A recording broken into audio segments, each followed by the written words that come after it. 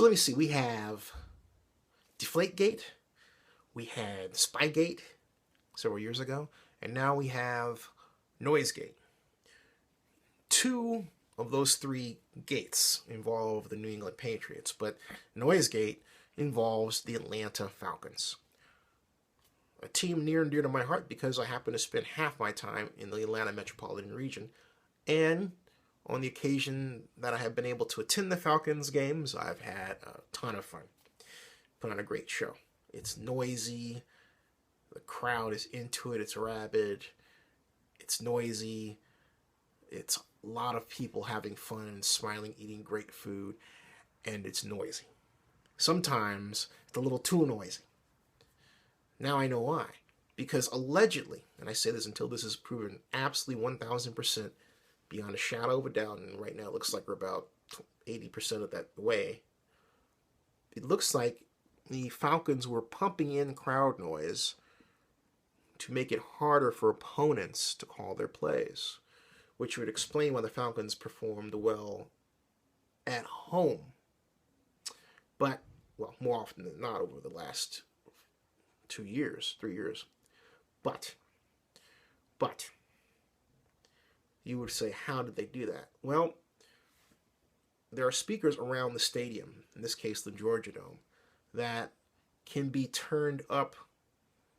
What these speakers do basically is that they're simply tied to other microphones that then take in the crowd noise, and those speakers simply reflect it out, turned up.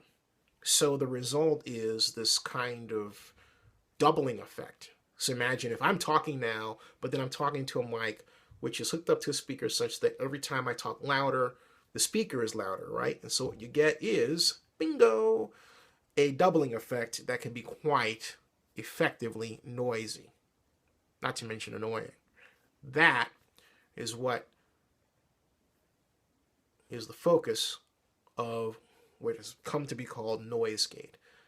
Now, why do this? Is it right? No, it's not right. It isn't, because the idea of maintaining the fairness of football is that you're going to a field of play that is not supposed to be tilted in any other way than a natural way toward one opponent or the other.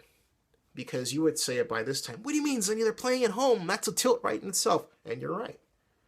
That's the crowd. And you would say, oh, what do you mean, Zenny? The crowd's waving its hands and it's doing all kinds of things, and particularly in college, you have people wagging their keys and doing all... Yeah, right, but that's the crowd. That's human behavior spontaneously established. It's not a machine. It's not aided by a machine. And therein lay the problem. What should the punishment be? Well, the NFL's talked about losing draft picks.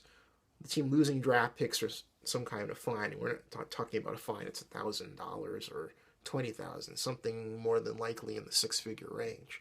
No, it's not the right thing to do. But when you think about all these gates that are adding up, this is a byproduct of the enormous amount of money that has come to define pro football. Simple as that.